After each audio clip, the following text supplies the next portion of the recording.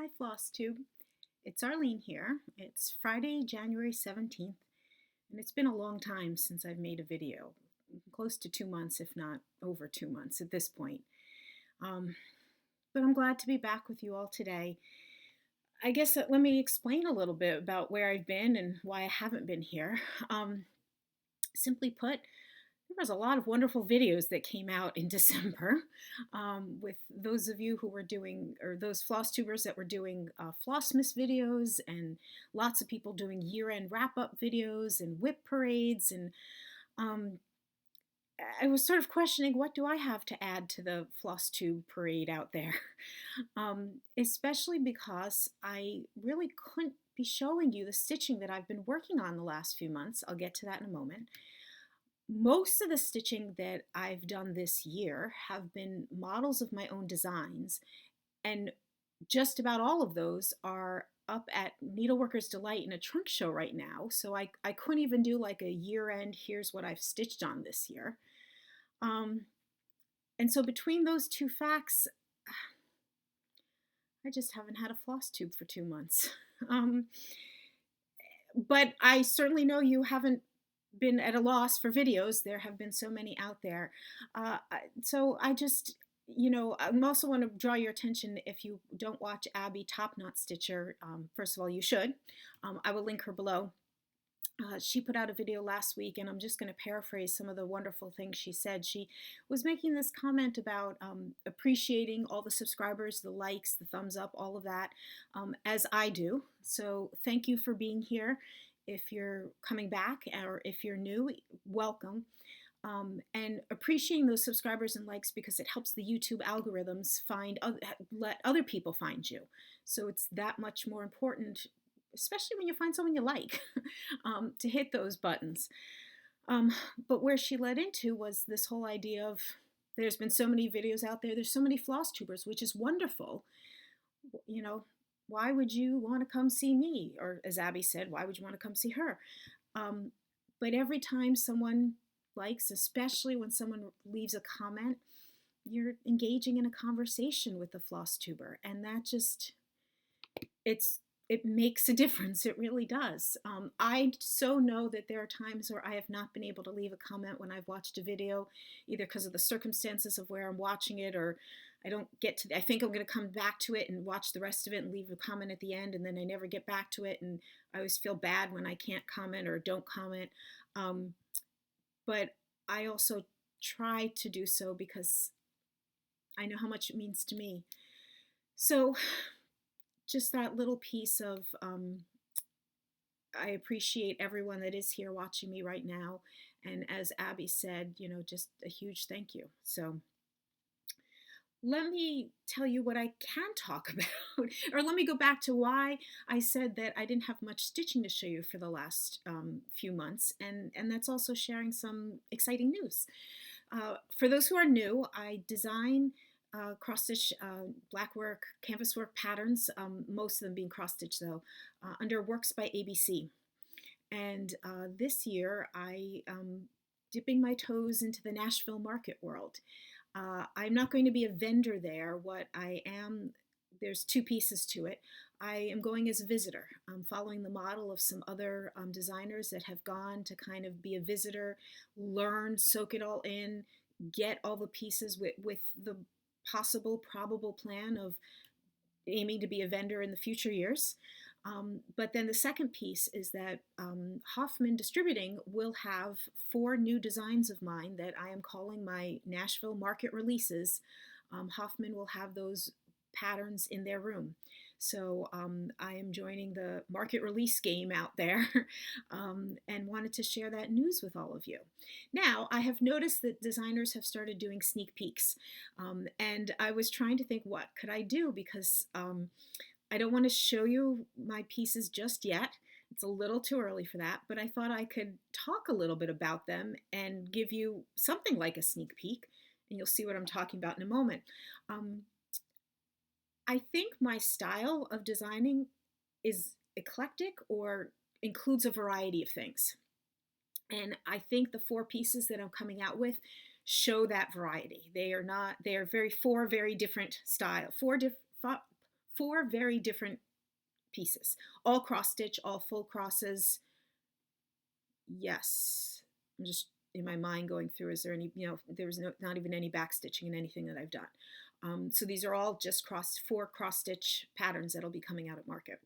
And so what I've put together for you, I have in front of me to show you the fabric and threads, and I'm going to give you a clue word for each of the patterns. And especially 2 of them you might, well, let me just go with that. So the first one that I'll show you, there is one piece that was done on navy fabric, and I think in my last video I gave a little hint by showing that I was stitching on something and I had a little remnant of navy. This is just a folded up piece of extra navy fabric. It's not hidden in here anyway. So on a piece of navy fabric with some white thread, white DMC thread. And the one word hint that you're going to get for this, and this is going to kind of give it away in some sense, the one word hint you get is lace. And that shouldn't surprise you that one of the pieces I'm coming out with for market is somehow based on lace. That is one of my go-to designing inspirations, and so I had to make that one of my pieces. The next one I'm going to show you, or next hints I'm going to show you, was stitched on. This is a picture of this plus fabric that was given to me by a friend in my stitching group, and we traced down what fabric it was, and it's not ale, but I'm blanking on what it was. It's just a nice neutral color, nicely modeled.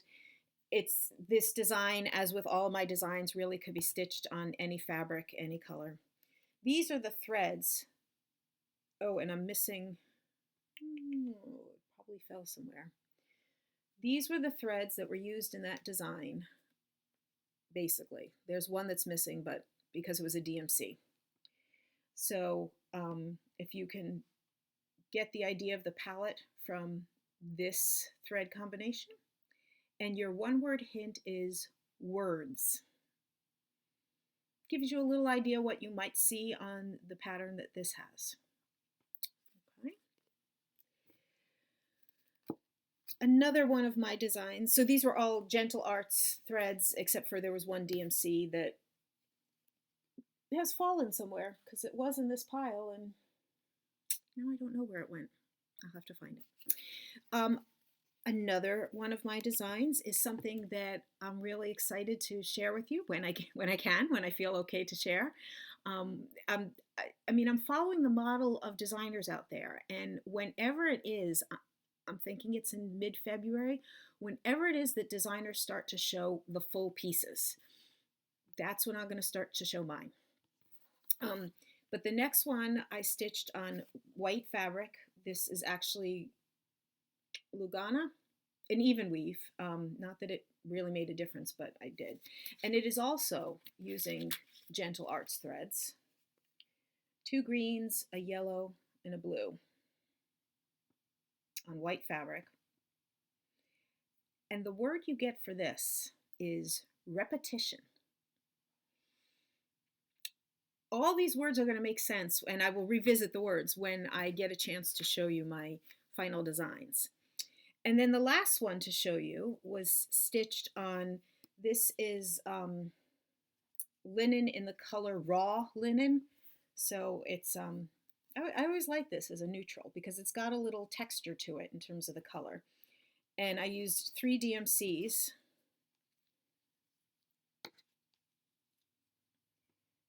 These colors right here.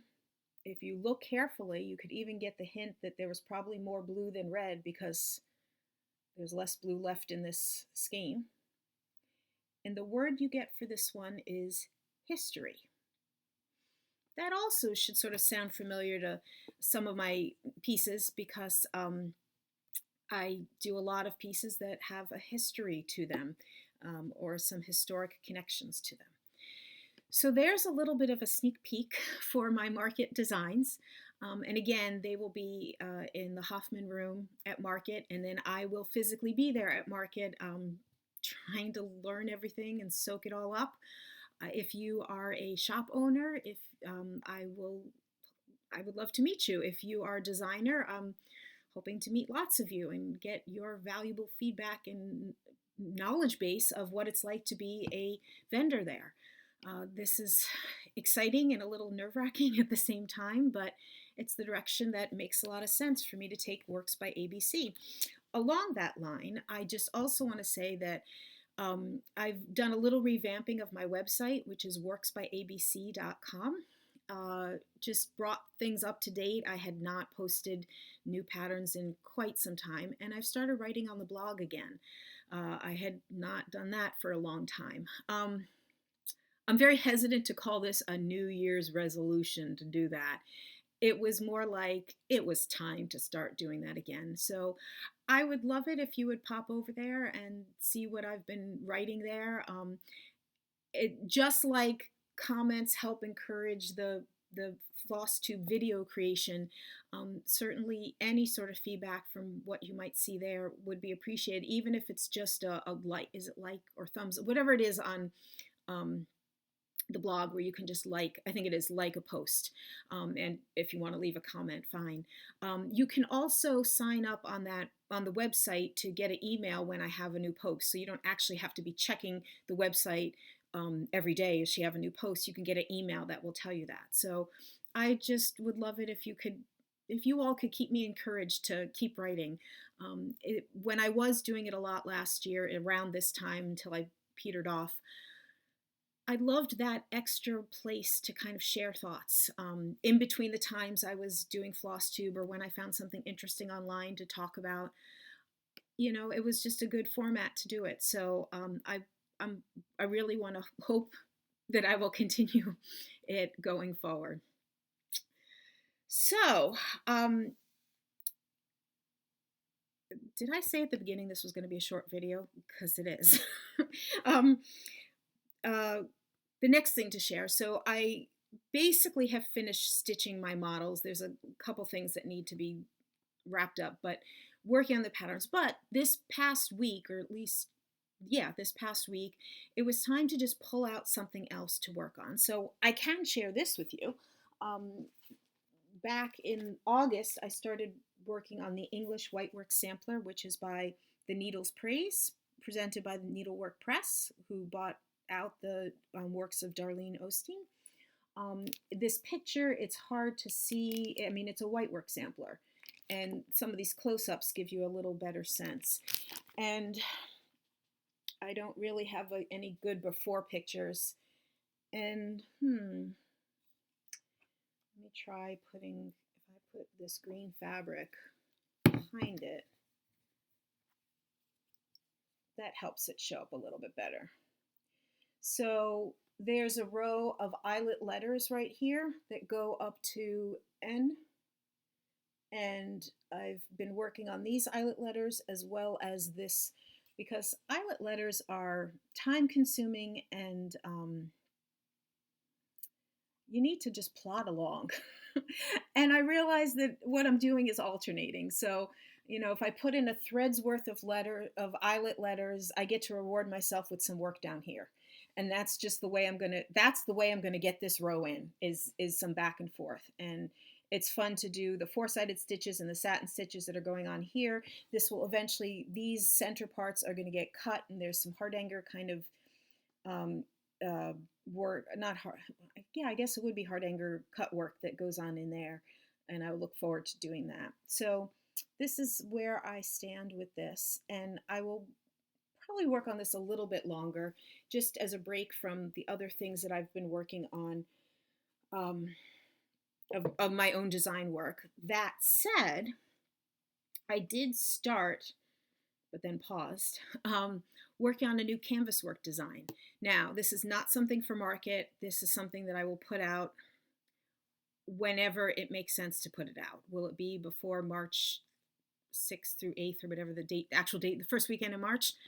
I don't know. But this is a little sneak peek into what the Canvas Work Square number 6 is going to be. Ta-da! The colors, as of right now, are a light gray, a dark gray, and this shade of blue.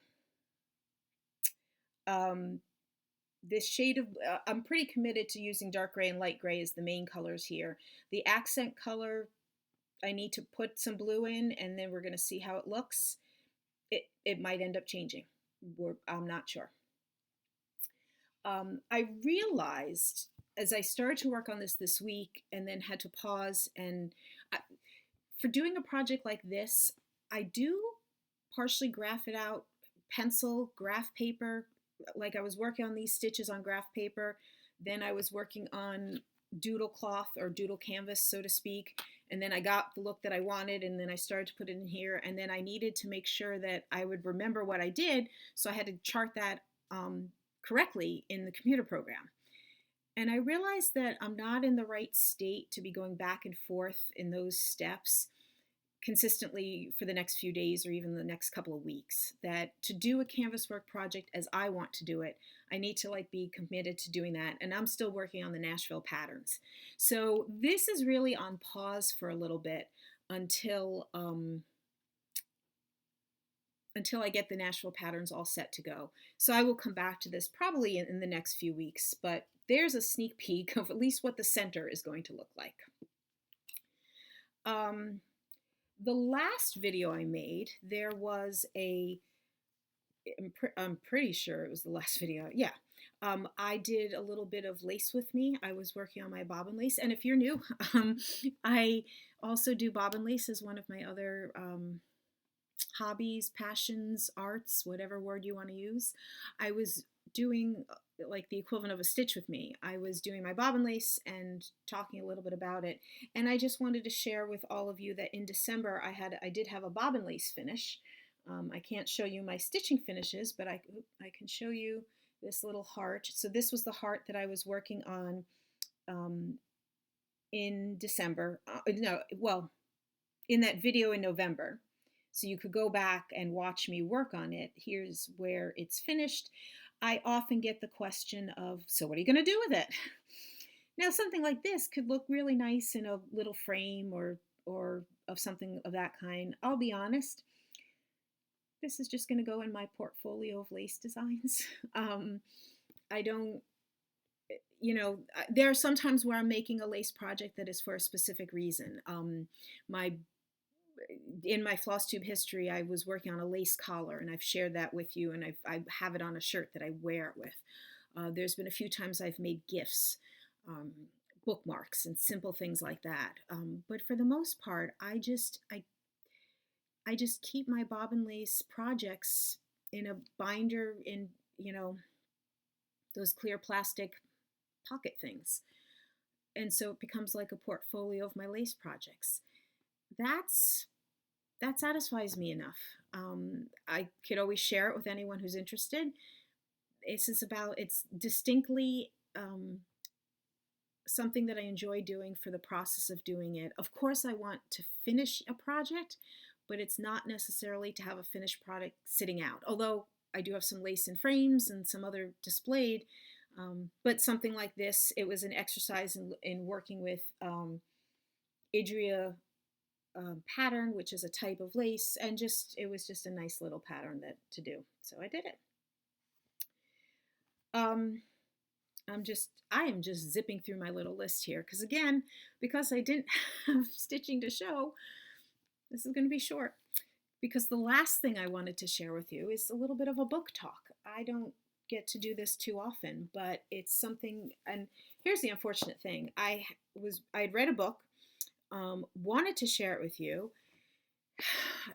but in order to do that for this video, it involved renewing the book last week or so. And unfortunately, someone else at the library wanted it, so I couldn't renew the book. Had to return it, and at the time of this, I wasn't even sure when I was going to do a video, so I wasn't willing to keep the book and pay some unknown fees because I wasn't sure how long it was going to take till I did a video. But that doesn't mean I can't talk about the book, right? It is, so I just went on Amazon to take some pictures,